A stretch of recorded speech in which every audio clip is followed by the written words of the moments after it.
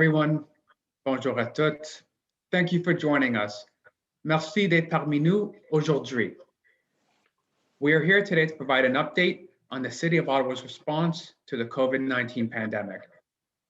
Nous sommes ici aujourd'hui pour vous fournir une mise à jour sur les mesures prises par la Ville d'Ottawa pour faire face à la pandémie de COVID-19.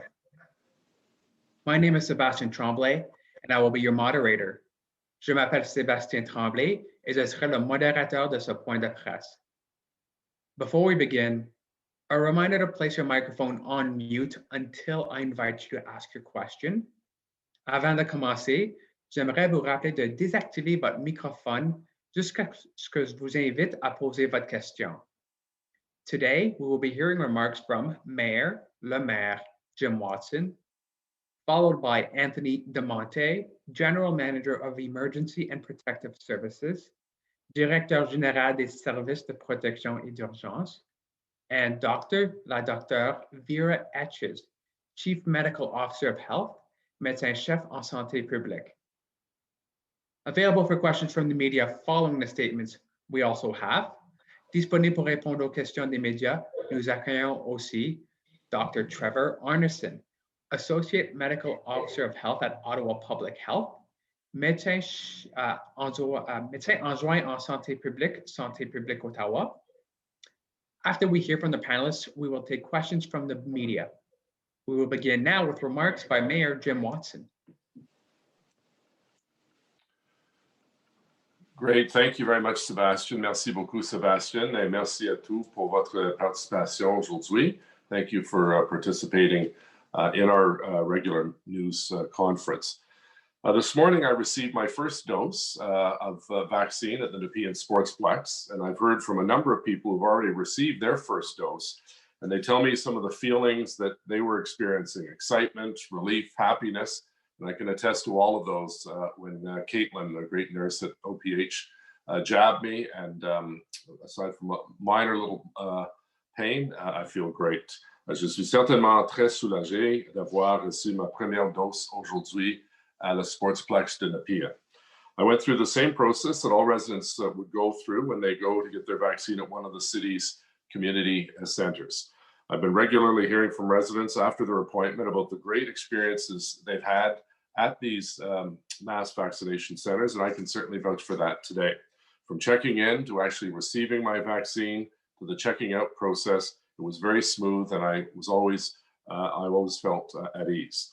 And I want to take this opportunity to recognize the staff working at the Sportsplex, as well as the other city staff working at all the city's vaccination locations, including our pop-up sites and our high-priority neighborhood communities, for the tremendous work that you are all doing.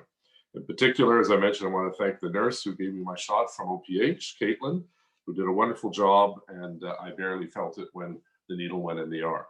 Every vaccine delivered, of course, brings us one step closer to community immunity, and I want to thank all of those who have made this moment possible, as well as those of you who have gotten their vaccine or signed up to get one. As Dr. Etches and many other health professionals have said time and time again, the best vaccine is the one that you can get first. Very simple message, and we encourage you to follow that sage advice. The fact that I've been vaccinated won't change how I approach my day-to-day activities. We're still not out of the woods, obviously. Even if we have, in my case, one vaccine, we need to get more people vaccinated with their first dose, and then, of course, get more and more people vaccinated with their second doses. So I'll continue to follow public health guidelines, and asking all those who have received their vaccine, please don't have this sense of false security. You're still at potential risk of contracting COVID-19. That's why it's important to get the vaccine, then wait your turn, and then get the second vaccine. But in the interim, please continue to wash your hands, wear a mask, practice social distancing. It's certainly been a long haul since COVID-19 first arrived in Ottawa in March of last year. And as we see more and more residents getting vaccinated, I think that hope in us starts to get a little stronger. The hope that we soon might be able to get back to some sense of normalcy, perhaps in the late summer and early fall. But we are making very good progress on the vaccination rollout right here in the city of Ottawa. To date, 41% of residents in Ottawa 18 and older who have received at least one dose of COVID-19 vaccine. We recently surpassed two important milestones in vaccination coverage. The first is that over 79% of residents ages 60 to 69 have received their first dose, and 50% of residents in the age group 50 to 59 have received their first dose. We expect our numbers to jump substantially tomorrow, with further groups becoming eligible.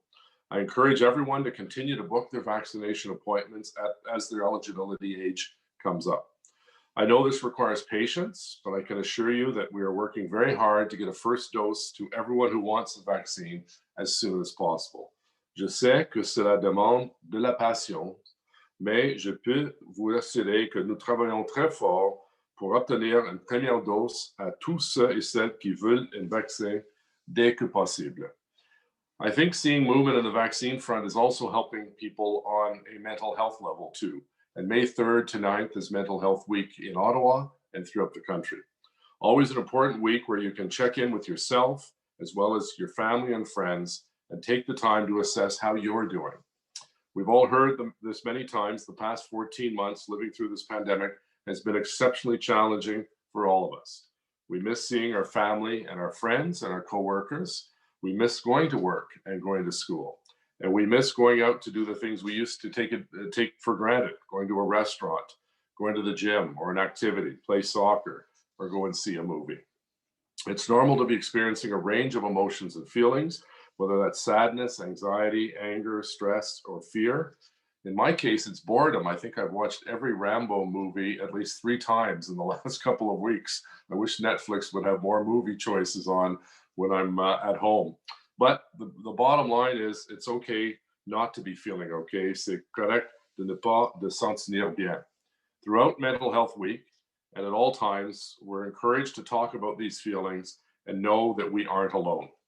We have some great resources and can help, including the Distress Center of Ottawa and region, a 24/7 local connection to mental health support and resources, as well as Kids Help Phone for our younger residents. Please reach out if you do need assistance. In addition, I was recently approached by Unsafe at Home Ottawa, who raised the important issue of violence against women and gender-based violence. I want to reiterate today that leaving a violent relationship to get to safety is an essential reason to leave home. You can access their 24/7 support line by calling 613-745-4818. That once again is 613-745-4818 for English residents. Et 613-745-3665. Ça, c'est 613-745-3665 pour des résidents francophones. And also, you can text 613-704-5535 or visit unsafeatottawa.ca, unsafeathomeottawa.ca for more information. So the text number is 613-704-5535. And their website is unsafeathomeottawa.ca. My thanks to our community partners for providing these critical services in our community. Finally, I want to recognize that it's Mother's Day coming up on Sunday, a day where we thank the mothers in our lives for all they do for us. And although we might not be able to see our moms in person this year, I encourage you to reach out over the phone or on a video chat to check in with your mother. I want to take this opportunity to thank again all of our colleagues in the public health and paramedics and city employees and the not-for-profit sector, the hospitals, so many groups that have come together working literally around the clock to fight this virus. Alors, merci, and I look forward to hearing from Dr. Etches and Tony DeMonte and taking your questions. Thank you. Merci. Thank you, Mayor Watson. We will now hear from Anthony DeMonte. Thank you very much, and good afternoon, bon après-midi. Earlier this week, the province lowered the age limit for individuals living in one of the 3 provincially defined hotspots that have postal codes beginning with K1T, K1V, or K2V. Residents aged 18 and over living in one of these areas can now book an appointment through the provincial booking system at one of the city's community clinics. I'm pleased to advise that around 17,000 people booked appointments at our clinics in the first 24 hours after residents in these areas became eligible. To help provide better access to these residents, the City and Ottawa Public Health are opening an additional temporary clinic at the Infinity Convention Centre over the weekend, starting on May 8th. Dans le but d'offrir un meilleur accès aux résidents dans ces zones, la Ville et la Santé publique Ottawa ouvriront cette fin de semaine, soit le 8 mai, une nouvelle clinique temporaire au centre de congrès Infinity. The location of this clinic is key. It is in some of the neighborhoods hardest hit by COVID-19, including the two provincially identified hotspots of K1T and K1V. In addition to the launch of this clinic, this week, we are piloting drop-in vaccine clinics for residents 18 and over living in priority neighborhoods that were previously identified by Ottawa Public Health. Two of the clinics have already taken place and were both a great success. Dans ces deux cliniques, on a déjà ouvert et ont eu connu un succès franc. Ottawa Public Health worked tirelessly to make these pop-ups happen. Je tiens à remercier le personnel de la santé publique et la Ville d'Ottawa qui a travaillé acharné pour que ces cliniques soient déployées. The priority neighborhoods are the greatest risk of being impacted by COVID-19, so we know there's more that we need to do to help these areas. To make it easier for residents living in these areas, these clinics are drop-in only. No appointments are required. Appointments are provided on the spot. C'est donc pour faciliter l'accès des résidents de ces zones chaudes que nous avons mis sur pied des cliniques sans rendez-vous. Les rendez-vous sont donnés sur place. This is one of the ways to help make sure that all residents have access to the vaccines, which is critical as we fight this virus across our city. And we will continue to work with Ottawa Public Health to try to find new ways to reach these residents. We're also working with our community health centers and community housing partners to visit residential buildings in priority neighborhoods. We are going door to door and floor to floor, vaccinating residents right where they live. We know that we still have a long way to go, but we are confident that these measures will help reduce barriers for the most impacted community, and we will help build on our community immunity. We also continue to see the eligibility increase for our residents. Et de plus en plus, les résidents deviennent admissibles. Starting tomorrow, all Ottawa's residents aged 50 and over can begin booking appointments to receive COVID-19 vaccine at community clinics. I'm also pleased that some of our essential workers who can't work from home will be able to book their appointments through the provincial system as well starting tomorrow. This includes staff in elementary and secondary schools, workers who respond to critical events, enforcement, inspection, and compliance workers, and people who work in licensed care settings, agricultural farmers and farm workers, as those in food manufacturing and distribution, and other workers identified as Group 1.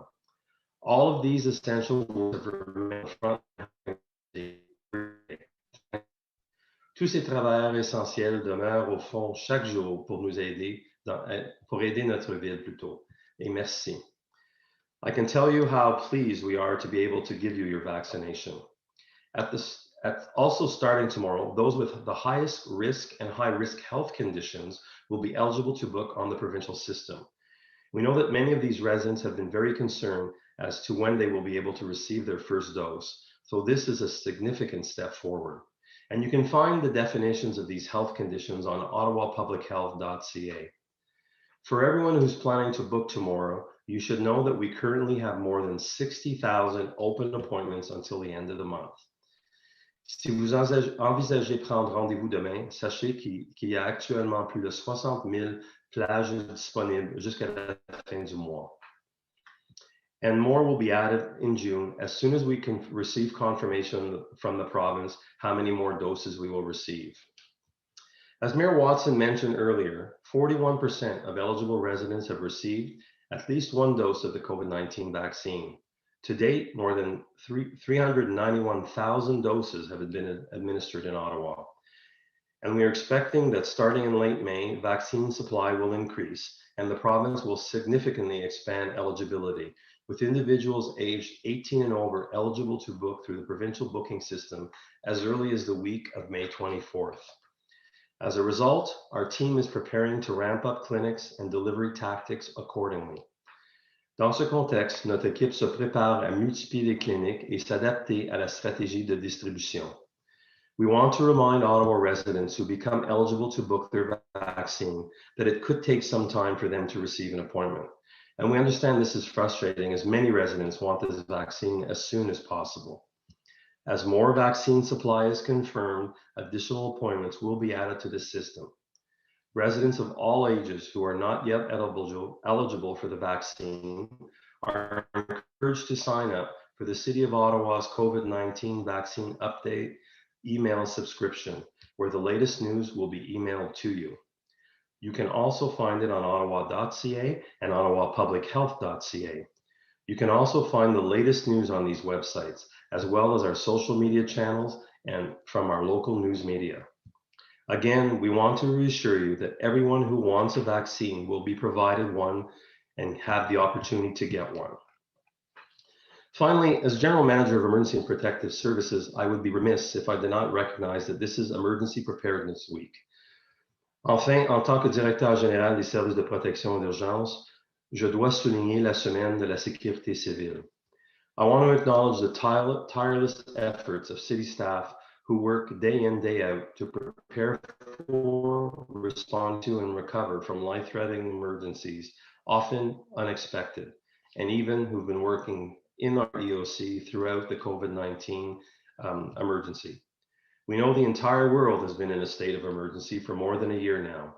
However, we still need to be prepared for other types of emergencies, such as power outages, tornadoes, blizzards, and floods. Toutefois, nous devons toujours être prêts à répondre à d'autres situations d'urgence, comme les pannes d'électricité, les tornades, les blizzards, et les inondations. That's why the city is designing a community emergency preparedness toolkit to help community groups prepare and respond to emergencies. I'd like to take this opportunity today to invite all residents to visit and engage on ottawa.ca this week to review the toolkit and offer your feedback.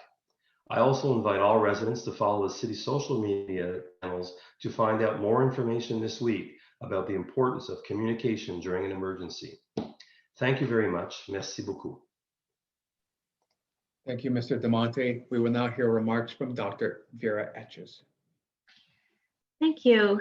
And it is excellent to see the number of populations eligible for vaccination increasing and the interest from people, recognition of the importance of immunization.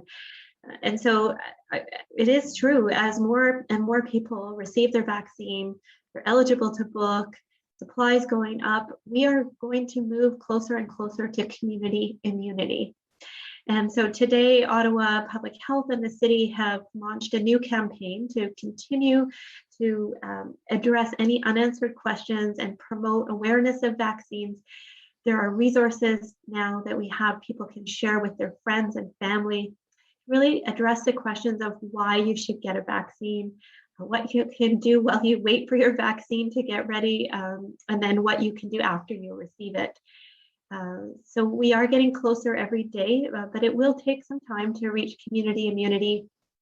As the mayor said, thank you, Mayor, we do need to continue to follow public health measures, like getting tested if you show symptoms, staying home when you're sick, washing your hands, wearing a mask, maintaining physical distancing until everyone has that protection from the vaccine. So aujourd'hui, Santé publique Ottawa et la Ville ont lancé une nouvelle campagne sur l'immunité des communautés pour amplifier la sensibilisation au vaccin contre la COVID-19.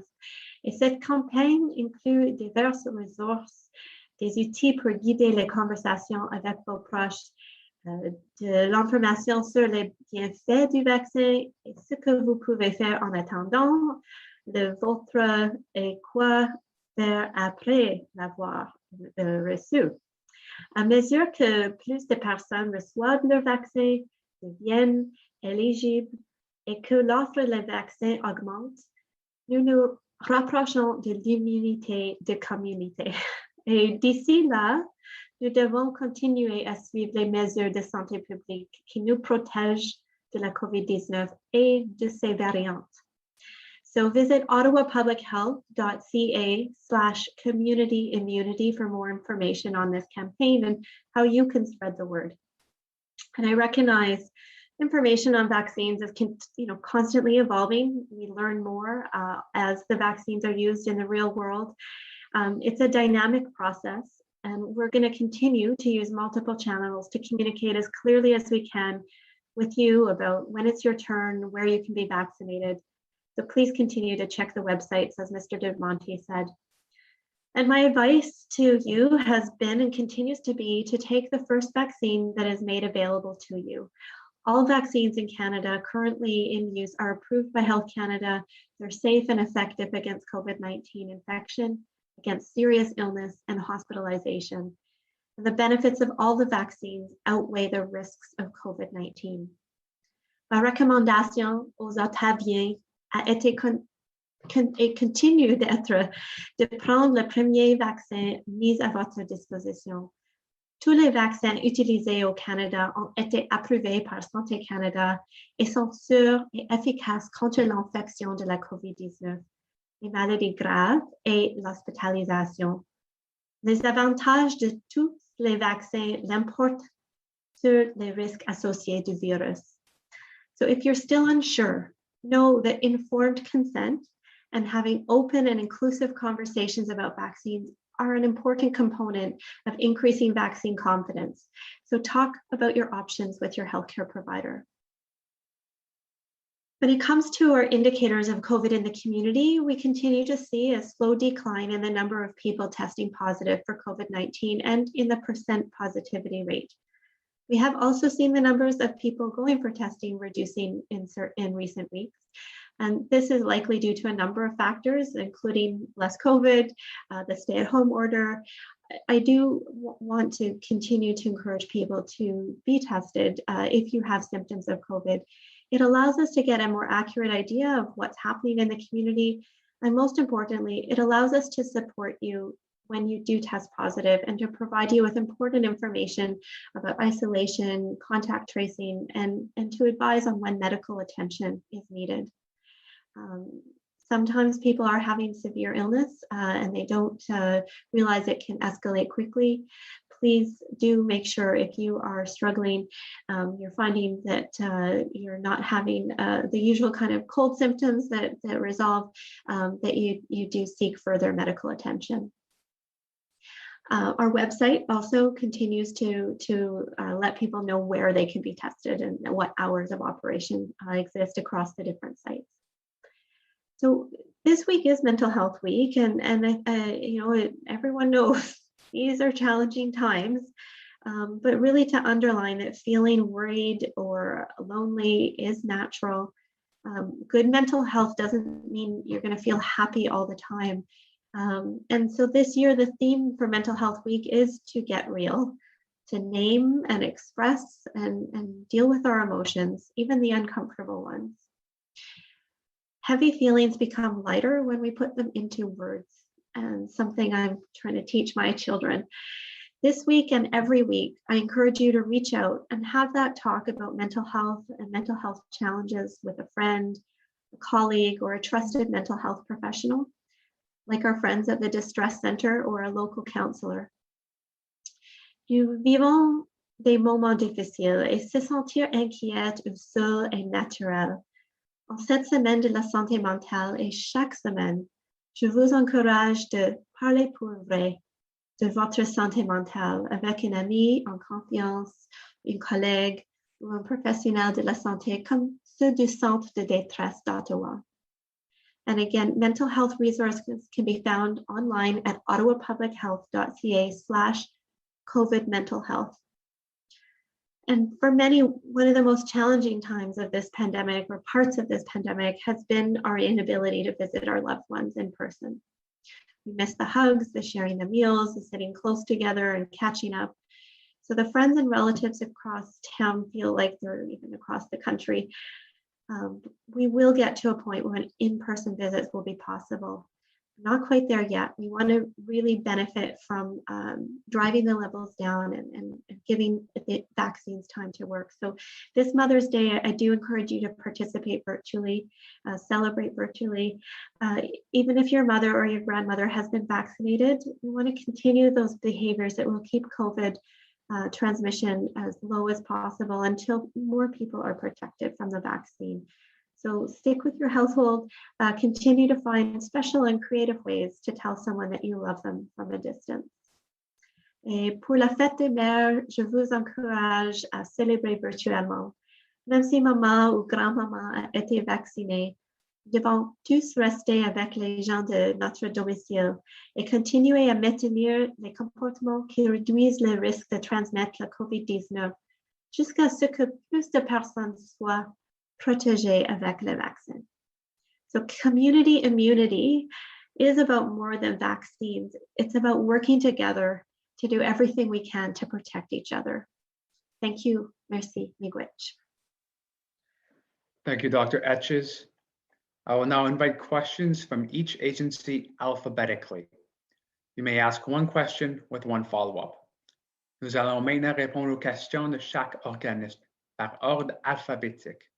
Vous pouvez poser une question et une question de suivi.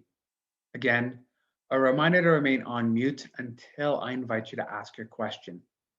We'll now start with Matthew Kupfer at CBC Ottawa. Hello, everyone. Can you hear me? We sure can. Go please ahead. tell me you can hear me. Okay, thank God. Well, first, I just wanted to ask about, I guess, as you were mentioning, the vaccine supply is increasing.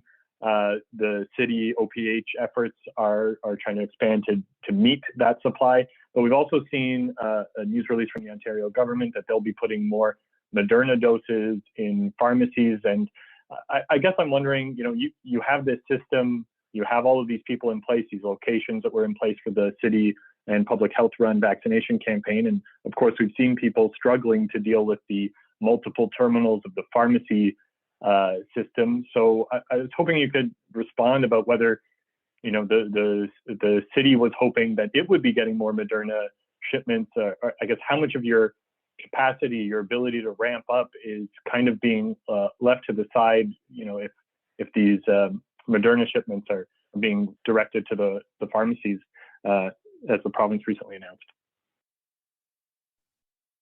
I'm happy to speak first, Tony, but we need every channel.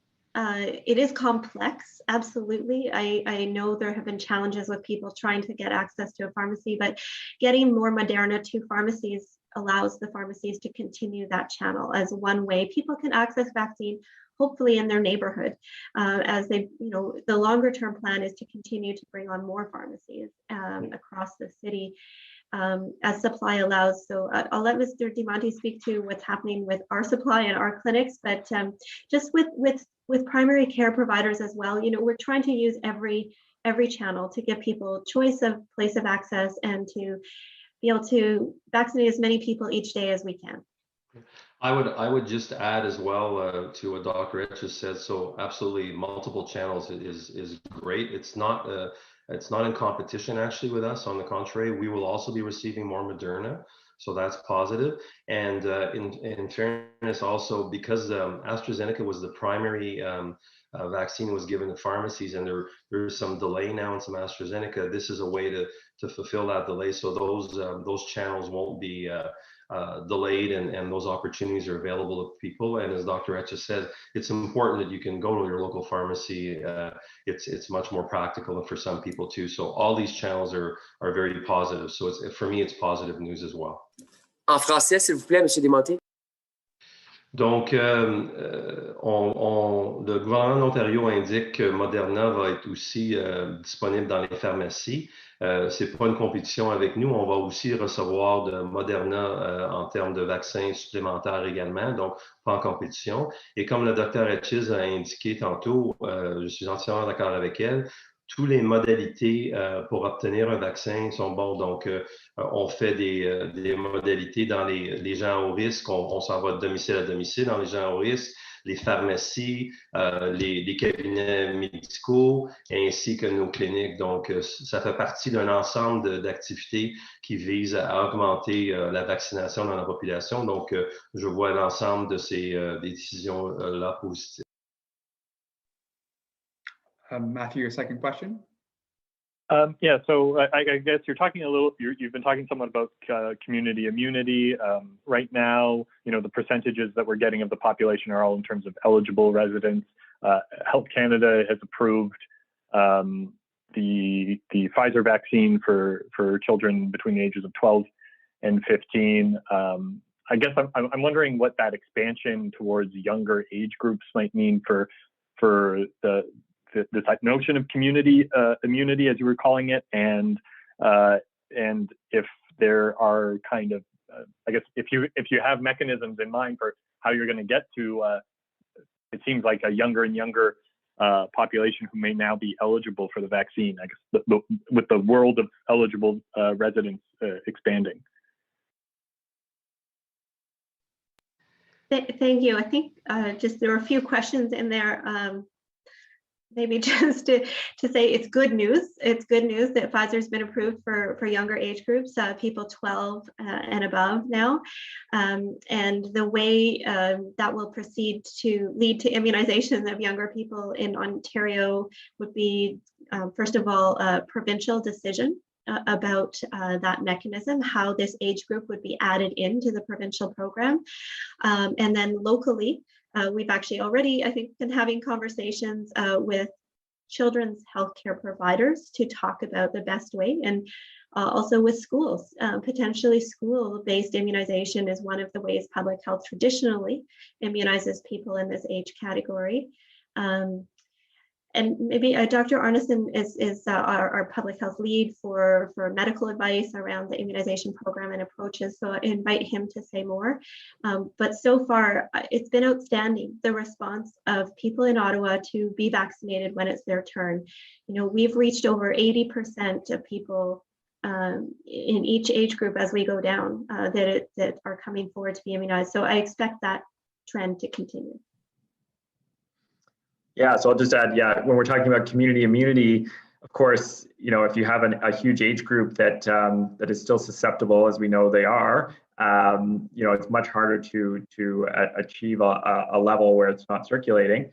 So this is good news from that front, and I'll go one step further than what Vera said, but this is right in our wheelhouse of expertise. We're immunizing teenagers through school-based programs is the primary way that public health delivers vaccination in a non-pandemic year.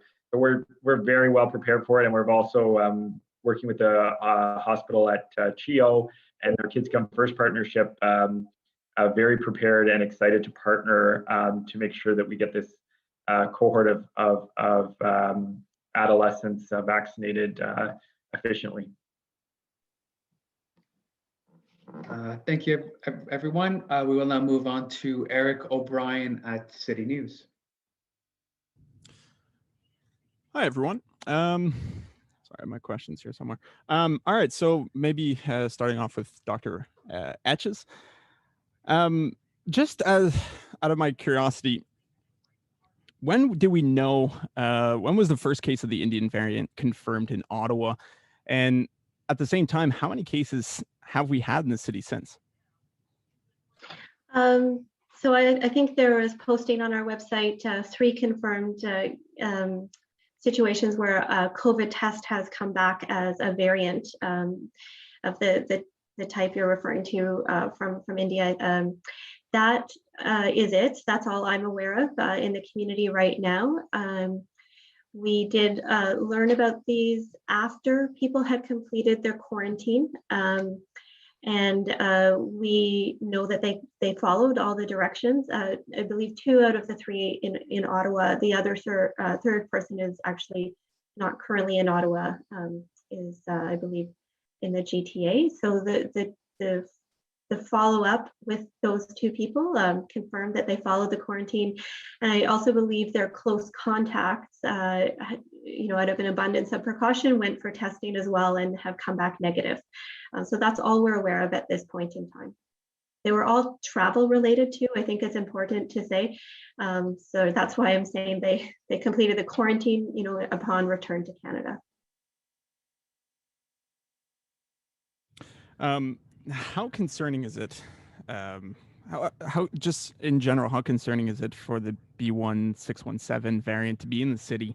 Are the measures sufficient enough to gain control of it, or sorry for the lack of better terms, or are all of our eggs in the vaccine basket?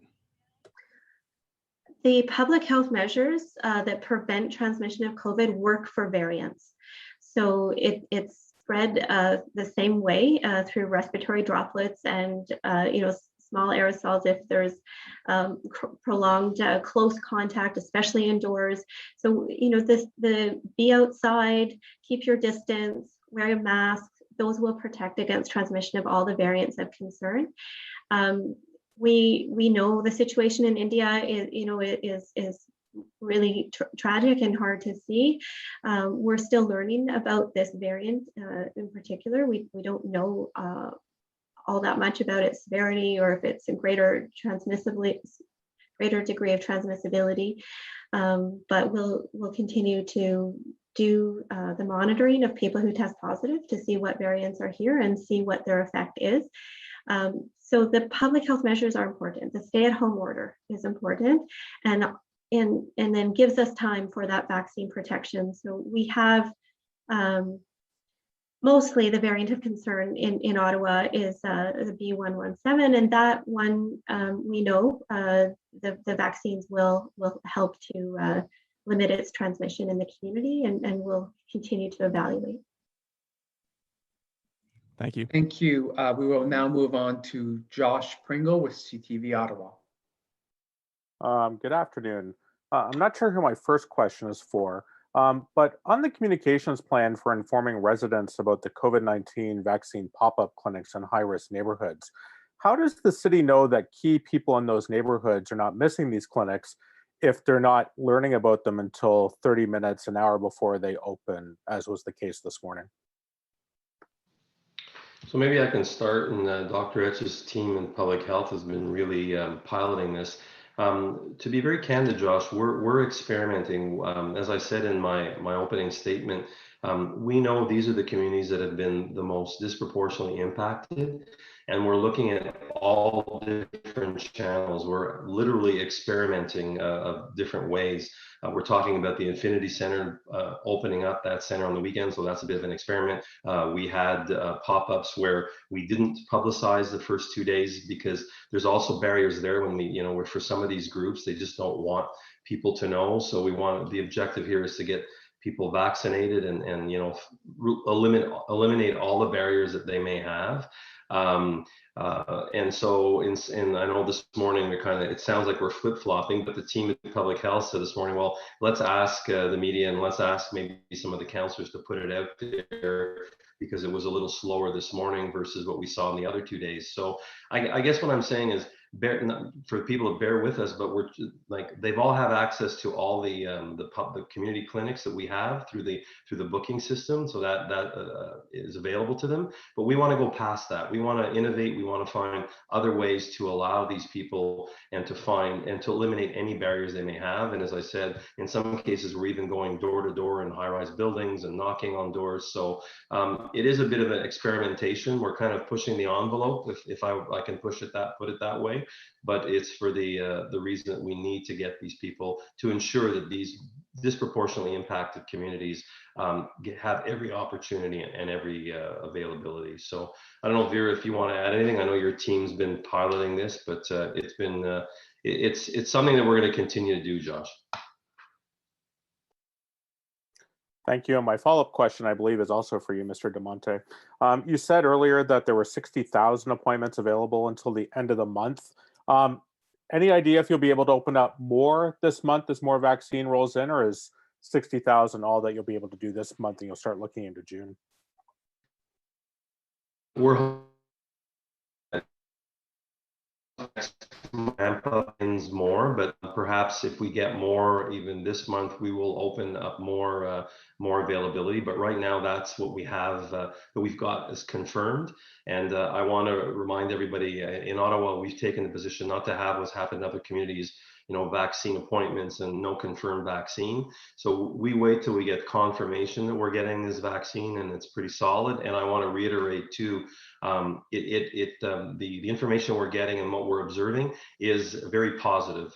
We think we're going to start seeing steady flow of vaccine, et cetera. So yeah, Josh, as soon as we hear that we'll have more vaccine, we'll certainly put it up and let people know. But 60,000 is a good amount now, because I know as of tomorrow, a lot more groups are going to go in. I suspect that'll be filled up pretty quickly, and I know there'll be a bit of frustration if that's all we have till the end of the month. But again, this has been our challenge since the beginning: supply and demand far outweighing our supply. But if there's any more vaccine that's made available, it will immediately put on and made available to the public. Thank you. Thank you very much. We will now move on to Craig Lord at Global Ottawa. Thank you.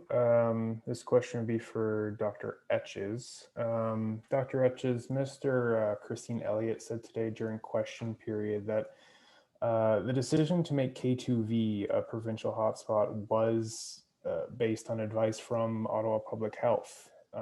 I'm wondering, what advice specifically did you provide in favor of making K2V a hotspot and not other hard-hit areas like Vanier?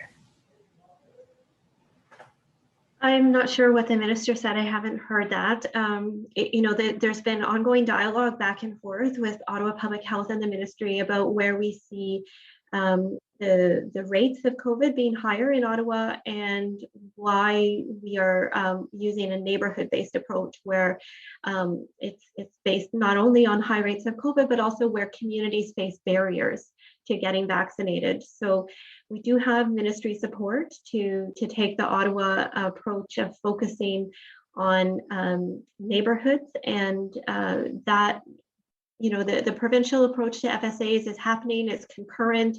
That's in the provincial booking system, but it's not stopping us from reaching other neighborhoods. And that continues to be our focus, including through mobile and pop-up approaches that will go down to age 18 for people in other areas. And there is overlap with the hotspots, of course, in terms of some of the communities that have been hardest hit.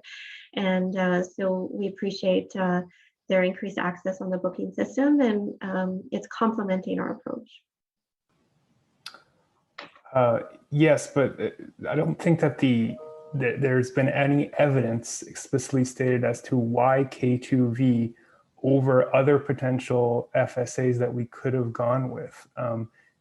Is there any evidence that you can speak of, or if there isn't, is that a problem? I don't have anything in particular that I can add to that conversation.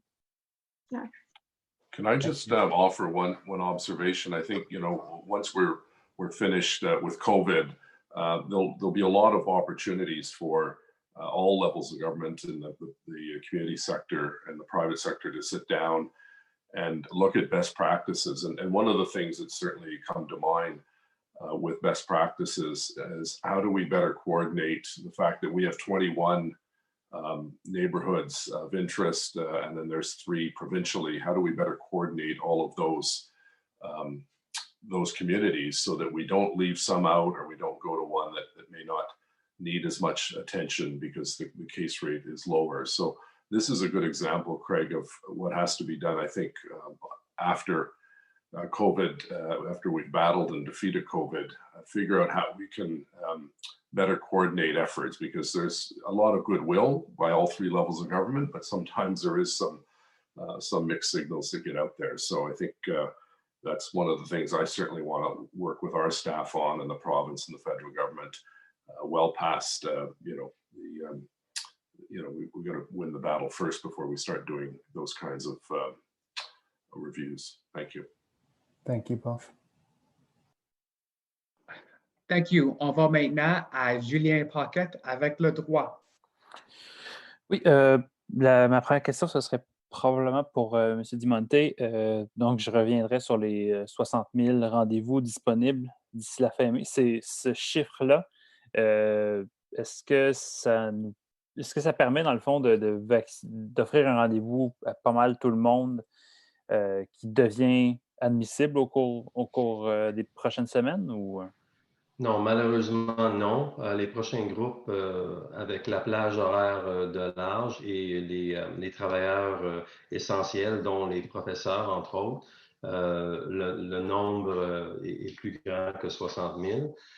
Ce dit, c'est quand même un chiffre quand même intéressant et un autre bonne plage qui va rentrer dans les gens qui vont au moins avoir une première vaccination dans notre population. Donc, on continue à marcher vers nos objectifs communs. Donc, je crois que c'est positif à cet égard-là. Et comme j'ai indiqué à un de vos collègues, dès que la province nous indique qu'on va avoir si on a d'autres vaccins durant cette période-là, évidemment, on va les rajouter immédiatement. Et ce que je vous dis, c'est que oui, on parle d'ici la fin du mois de mai, mais ce qui semble clair, c'est qu'au mois de juin, juillet, on va commencer à avoir du nombre significatif de vaccins disponibles. Donc, je pense on va éventuellement passer à une étape que la soif que la communauté a, on va être capable de répondre à ce moment-là. Donc, ça voudrait dire, par exemple, que les travailleurs essentiels qui deviennent admissibles cette semaine et la semaine prochaine, il pourrait y en avoir là-dedans qui n'ont pas de rendez-vous, qui ne leur reste pas de rendez-vous, finalement. Oui, certains d'entre eux, oui. Qui sont admissibles maintenant à prendre rendez-vous. C'est une question de mathématiques. Si on a 150 000 personnes qui rentrent dans cette plage-là et on n'a que seulement 60 000 rendez-vous disponibles ou possibles à cause du vaccin, il y a des gens qui ne sont pas capables d'avoir un rendez-vous pour l'instant. Mais comme j'indique, je veux être optimiste et positif dans le message parce que ça l'est un message positif. Ce qu'on voit pour le mois de juin est une augmentation significative qui s'en vient du vaccin. Donc, je pense qu'on va commencer à changer la tendance à ce moment-là. Parfait. Merci beaucoup. Merci. We will now go to John Willing at the Ottawa Citizen. Thanks, Seb. Question jumping off the K2V discussion. Are any drop-in and mobile vaccine clinics being planned or have happened or being planned in the future even down the line in the K2V provincially identified hotspot? Maybe I'll start, and Dr. Arneson, who leads also some of the work that the scientific side of this that's driving this work. So we identify the hotspot priorities based on that, and currently the same tools will be used, or the same tactics as we learn and we experiment with some of these. As I explained to one of your colleagues, we're experimenting and trying to drive through these communities, and we're doing them by hierarchy of priority. So those are most impacted. If there are some, as we continue down the path, that are in that postal code, and Dr. Arneson and his team identify that as we go down from the highest, most impacted, wherever they are, will absolutely, they're not going to be, won't be ignored. We're doing this based on evidence and the science and the data that's in front of us, and that's how the team is targeting those priority neighborhoods based on that. Dr. Arneson, I don't know if you want to add anything to explain a little bit. Yeah, no, I think it relates to some of the earlier questions. I mean, you know, there's different interventions we can do, different things we can do to boost up rates. And what we're doing this month with the neighborhoods is really taking a close eye and tracking how those rates are going with the different things that we're doing. So the K2V area will, as people know, have the access to the booking system for 18+. So that's one intervention so if we see that the rates are fine there, then that indicates to us that we may not need to go there with a specific clinic or outreach. And then likewise, there may be some other neighborhoods, as Mr. Monte said, that were not identified by the province, but show up in our data as very concerning, and that we've been following all along. We're really watching this closely, almost daily now, looking at this and where we can go. And I think there's the point the mayor made, like there's many different ways to define neighborhoods in public health. And it's a long history of debate about how you define neighborhoods and cutoffs and so forth. But in the end of the day, it doesn't really matter as long as you're looking at all of the different ways we're measuring it and monitoring it, and then putting in place things to help. Great, thank you for the answer. Second question, maybe I guess Tony, will more administration of second doses pick up as well as more supply comes in, or is there a clear priority to get those first jabs done? So again, as Dr. Etches often says, this will be driven by the province. What we have been hearing from them is their primary objective is to get as many first doses in the general population done as much as possible. But concurrently and at the same time, I know at the provincial level, and I'll let Dr. Etches talk because it's more with her colleagues that they're looking at that. They're looking at when do we turn the switch on, I guess, for lack of a better term, for the second dose. I know we've extended it to the 4-month, but does that get shortened timeline based on vaccine supply?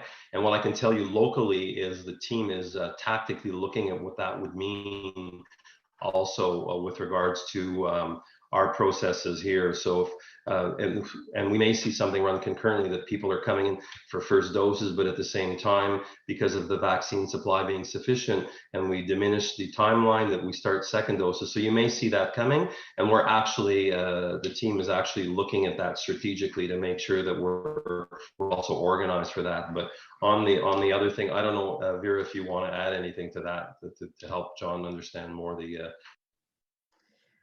Well, people are receiving second doses now if they're hitting that 4-month time frame from when they were first immunized. So the point is that most people, it's not until June that we start to see the volume of people who are due for second doses to rise. And so that is being planned for, as Mr. Demonte said, at the provincial level and the local level. One of the challenges we keep hearing about is that some people have booked or had their first dose through a different booking system. And so they're not able to yet book their second dose in the provincial system, but that will come and there will be a way to do that. And we won't forget about people. So it's part of the planning. Thank you both. Thank you. We will now go to Peter Hum at the Ottawa Sun. Yes, thank you. And good afternoon, everybody. I have a question that I believe is for Mr. Demonte, and it has to do with a specific business in Ottawa called 613 Lift. This is a gym on Jamie Avenue that has been on the city's radar with respect to the province's emergency order. In early April, the city charged this business twice with respect to operating contrary to the order and with failure to wear a mask. And the newspapers reported on that. Since then, the newspapers are alleging that the gym has continued to open and that there was also an outbreak allegedly at that business. And we've also seen some social media posts that could suggest that the gym might be open. So we've been curious to follow up with the city to see what has been going on with respect to further investigations. We asked about that 2 weeks ago and understood that an investigation was going on. This week, we were told that there were no details to release. So, to wonder yeah, why. unfortunately. So, okay. Anyway, I'm looking for an update on with respect to investigations on that business. Yeah, so I apologize. I think I was speaking over you there for a moment because you were cutting in and out. So yes, unfortunately, there's a stay-at-home order under the provincial rules, and you're correct. That particular business on Jamie Avenue, we had visited several times in the provincial order and charged the director and operator of 613 Lift for not respecting the closure orders. We had great difficulty every time the bylaw would arrive. We actually issued 3 provincial notices. every time the bylaw would arrive, they locked the doors, not let us in, very uncooperative, actually, and in some cases quite belligerent and not violent, but very overtly, aggressive towards our officers.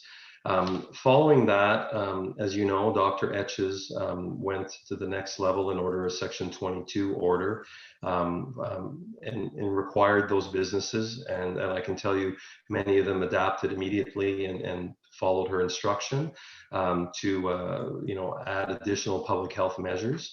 Again, this business did not respect those orders, did not let our officers in as the Section 22 requires that we go in to inspect and ensure that the direction from the medical officer of health was being followed.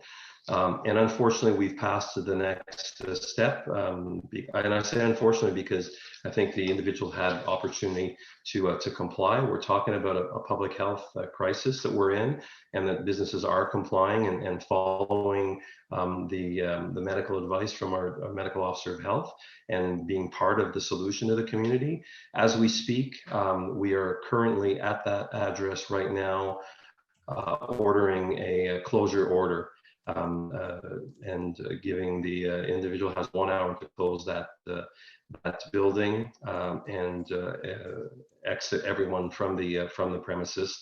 And you are correct. Unfortunately, there were cases identified coming from that business, and which is even much more frustrating. I know the enforcement side of things, that's our business. But when Ottawa Public Health investigators were going there to do the case tracing and to make sure this doesn't spread in our community, the operator was uncooperative with them as well too. So that is an unacceptable situation. So as we speak, we are now serving an immediate order for closing that premises, and the operator has 1 hour to comply. Police are there assisting us because of the previous history I said. So that's the follow-up as happening right now. I see. Thank you for that. So just to confirm, because you were cutting it out, was there an outbreak at that premise? Yes, there were cases that were identified, and when the public health team wanted to go to do what they normally do in all these places, they follow up to make sure that people that may have been exposed and trace follow-ups with those individuals to ensure we don't have more spread in the community. They were not only refused access, but people were uncooperative, so they couldn't complete their very important public health role. On top of the orders that we had given that weren't complied with, and that they were refusing complete entry. So this was not like some of the others. As soon as the Section 22 order that was done, all the others have complied and have followed the public health orders, etc. And I see Dr. Etches perhaps wants to add something. Just that our practice is to do the investigation, and that's still ongoing. I see. Can I just ask one last question, because I was not hearing so clearly, but how common is it that you're seeing this kind of recidivism and the workplace is repeatedly violating the pandemic restrictions? I'm happy to report that it's very uncommon, and I think the results of what we see every time that we have an increase in COVID-19 cases, and Dr. Etches comes out and tells the community is not just individuals. The community are business owners that have been participating and have been doing their part as well too. And as I've said this frequently, this is not enforcement is not going to get us out of COVID. What's going to get us out of COVID is following the public health measures and getting people vaccinated. Enforcement is a tool, and we have to today pass to this. It's unfortunate, but I've also said we won't hesitate to take the necessary steps to protect the community. So it's a very unfortunate circumstance, and it is rare. Can I just offer a comment, Peter? This is the kind of situation that gets people's blood boiling, because the vast majority of gyms and fitness clubs are following the rules. And you can imagine the number of hours and dollars spent with police, public health, bylaw, going back and forth to this one particular owner. It really is the height of irresponsibility in the midst of a pandemic. And so I appreciate the work that Vera's people and Tony's people have done and conducted themselves with great professionalism. And yet this arrogant attitude that this individual seems to think he's above the law and the pandemic is going to have no bearing on his customers or his staff. And as I said, you know, it also puts the rest of the gym community, which is by and large following the rules, in this position. Why is this guy allowed to open and we're following the rules and we're not allowed to open? So as I said, I think it really is the height of irresponsibility when we're in this battle where literally every day people in our city, or almost every day people in our city, are dying. And he seems to think that he is above the rules and the laws. So, you know, I commend our staff for being professional and perseverance in this this very unfortunate situation. Thank you. Thank you, everybody. Thank you. On va maintenant à Frédéric Pépin avec Radio-Canada. Bonjour à vous tous. Ma première question s'adresse à Mme Etches. Alors, Dr. Etches, on sait maintenant que Santé Canada va autoriser la vaccination de gens un peu plus jeunes, de moins de 18 ans, 12 à 18 si je ne me trompe pas. Nous, ce qu'on veut savoir aujourd'hui, c'est est-ce que Santé publique va recommander ou exiger la vaccination des gens de moins de 18 ans qui auront des emplois en contact avec le public? On peut penser peut-être à des camps d'été, là, par exemple. Alors, est-ce que Santé publique va recommander que ces gens-là soient vaccinés avant de pouvoir faire leur emploi? C'est bonne nouvelle que le vaccin est approuvé pour les jeunes de 12 ans et plus. C'est quelque chose, je pense, c'est important pour la protection de la population et eux. Et la prochaine étape, c'est pour la province de déterminer comment on va inclure cette population dans le programme provincial. Et pour santé publique, on va faire les opérations, les activités de vacciner cette population. Et c'est similaire peut-être que notre approche avec d'autres vaccins pour cet groupe d'âge. Nous faisons un programme chaque année dans les écoles pour d'autres vaccins. On peut utiliser différentes approches comme ça pour ce vaccin. Et on travaille avec d'autres membres de la communauté, les leaders dans le domaine de santé, de soins de santé pour les enfants comme CHIO et les autres. Alors, on verra dans les prochaines semaines, j'imagine, les détails, les directions de la province et les détails on peut mis en place ici. Merci, Dr. Etches. J'aurais une question pour M. Dimonté. Vous l'avez mentionné en anglais tout à l'heure, mais je voudrais vous entendre là-dessus, M. Dimonté. Ce matin, par exemple, une nouvelle clinique de vaccination éphémère au centre AMA. Là, ce qu'on nous a dit, c'est qu'il y a eu un contact avec les médias à savoir si on pouvait transmettre l'information parce qu'il n'y avait pas autant de gens qui étaient présents. Qu'est-ce qu'il va falloir faire, M. Dimonté, pour ces cliniques-là? Est-ce que vous allez, là, je pense que ce que vous dites, c'est que c'est un projet pilote, mais pour la fin de semaine, par exemple, est-ce qu'on peut prévoir un peu puis l'annoncer, dire aux gens que ça pourrait être une option de vaccination sans rendez-vous 18 ans et plus dans les points chauds de la ville? Oui, donc ce qui s'est passé, c'est qu'on expérimente, si vous voulez. On veut rentrer dans ces communautés-là où le taux de COVID et l'impact dans ces communautés-là étaient élevés. Et en plus, dans certaines de ces communautés-là, on voit qu'il y a des barrières à vouloir obtenir un vaccin. Donc, l'équipe, quand ils ont développé certaines de leurs stratégies d'expérimentation, basées sur d'autres expériences ailleurs dans le monde, on a tenté les premiers jours à ne pas faire beaucoup de publicité, à parler seulement aux groupes communautaires dans ces endroits-là, aux différents contacts que nous avons. L'équipe de santé publique travaille souvent avec ces communautés-là et donc ils ont des contacts. Et les premières 2 journées, ça a bien été. Ce matin, comme vous avez mentionné, on a fait la même technique et on avait moins de gens qui sont présentés. Et donc, à ce moment-là, on a fait appel aux conseillers de la région, mais aussi aux médias pouvez l'annoncer pour essayer d'augmenter. Donc, l'équipe va partir avec cette information-là et cette expérience-là. Ils vont adapter leur plan pour voir ce qu'il y en est. Je sais qu'on met beaucoup de questions à cet égard-là, mais je dois vous dire, je suis super, je supporte énormément l'équipe qui tente d'expérimenter et trouver des moyens nouvelles pour entrer dans ces communautés-là et pour éliminer les barrières. Et dans certains cas, de l'annoncer publiquement, c'est une barrière. Les gens ne veulent pas se présenter parce qu'ils ont peur ou etc. Donc, c'est vraiment une analyse qui doit être faite sur le terrain et chaque endroit va être un peu différent.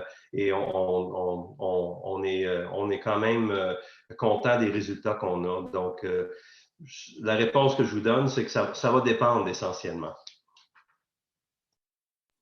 Merci, M. Desmonté. Merci beaucoup. On va maintenant à Catherine Fortin avec TVA Ottawa-Gatineau. Bonjour, est-ce que vous m'entendez? Oui. Oui, dans le fond, la question a déjà été posée à la docteure Veraches en anglais, si c'est possible d'avoir la réponse en français là, concernant les variants indiens. Dans le fond, qu'est-ce qu'on a comme information pour le moment? Oui, en anglais, on a reconnu qu'il y a 3 cas d'un variant d'intérêt que nous avons confirmé pour les résidents d'Ottawa, mais il y a juste 2 personnes, les 2 personnes qui habitent ici à Ottawa maintenant. Une a resté à Toronto après leur voyage.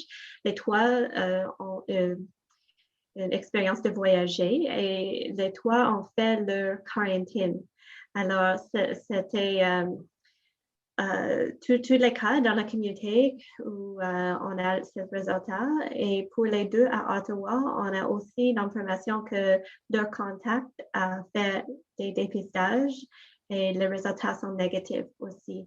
Alors, c'était important de continuer avec les mesures qui protègent et combattre la transmission de la COVID-19, de limiter nos contacts étroits, le port de masque, d'aller dehors plus souvent. Les choses fonctionnent bien contre les variants.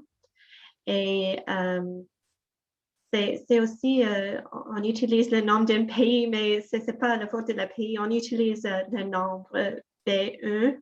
617, c'est ce type nouveau et on continue d'apprendre les qualités de cette variante. Il n'y a pas beaucoup d'informations concernant la sévérité, par exemple, le niveau de transmission, si c'est différent, mais la situation dans le pays où il y a le plus grand nombre de cas, c'est vraiment sérieux. Mais on peut utiliser notre outil ici comme la quarantaine pour les voyageurs et c'était efficace d'arrêter la transmission et c'était le cas dans cette situation. Puis également, est-ce que les vaccins, on a peu d'infos pour le moment, mais est-ce que les vaccins vont quand même fonctionner sur cette nouvelle souche de variant? Oui, je pense que je comprends, c'est une question d'efficacité de le vaccin. Et pour Ottawa, le variant d'intérêt qui est ici dans la plus grande proportion, c'est B116. C'est efficace. Le vaccin de Pfizer fonctionne bien pour cette variante d'intérêt. Et on continue d'évaluer la situation pour toutes les différentes variantes d'intérêt.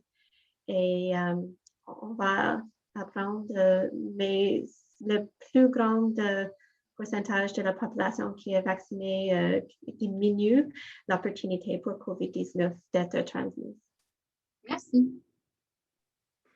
Merci beaucoup. We will now go to Patrick Uguccioni at Your Community Voice. So when you get the last question, most of the good questions have already been asked. So I'm going to get a little bit into the weeds with my question. And I'm not sure if it's for Mr. Demonte or Dr. Etches, but there's been some angst online about the qualifications around health conditions. Now, if somebody gets an appointment through the booking system, I think it's the provincial booking system, once they're on site to get their vaccination, will anybody ask for proof of what their health condition is? I've seen some angst online about that. I can start. So I think the first part of the question, and Dr. Etches can give you more details, the province identified those conditions and encourage people if they want to look, as I mentioned, go to ottawapublichealth.ca and you can see those conditions. The objective is that we hope those people who have been waiting and those health conditions do put them at larger risk are able to get their vaccine. On site, the objective is once you arrive, we want a smooth process. And it's not necessarily something that we're going to get into detail. We're assuming these people are responsible individuals and they meet these criteria and they book their appointment accordingly and they'll arrive on site. So no, Pat, we won't be policing that, and we won't get into people's personal health information on the site. The team that are there are registered. If you've got your thing, you register, you'll go through the process. And then when you get to the clinician who's giving you the vaccine, there may be an exchange of information between you and that health professional, which is very normal about, risk factors, et cetera, and they can get into it, but we won't be policing if that's what your question is. Thank you. And my second question is for Dr. Etches. Again, I wonder if you have any sort of advice or guidance around the issue around AstraZeneca and second doses. What about you sort of mixing and matching with different kinds of vaccines? If you have any advice or the second dose. I can say something, but I'll also pass it over to Dr. Arneson, who's more of an expert on all the different vaccines. But the idea is the National Advisory Committee recommends continuing with the series of the vaccine that you have received, and if there's a second dose needed to do that, but it is constantly being evaluated. And so for the latest, I'll pass you over to Dr. Arneson.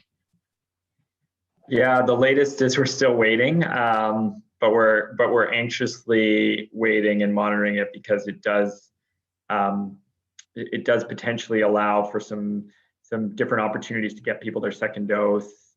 I think, we recognize that the mRNA vaccines are very similar in terms of their platform, and the Johnson & Johnson and the AstraZeneca vaccine are very similar to each other in their platform.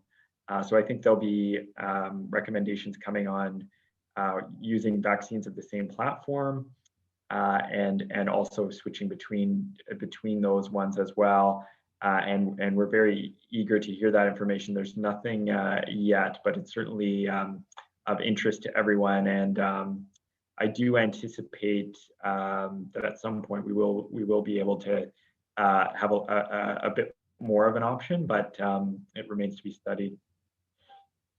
Thank you very much. Thank you everyone for your time today. Merci tout le monde pour votre temps aujourd'hui. Have a great Wednesday.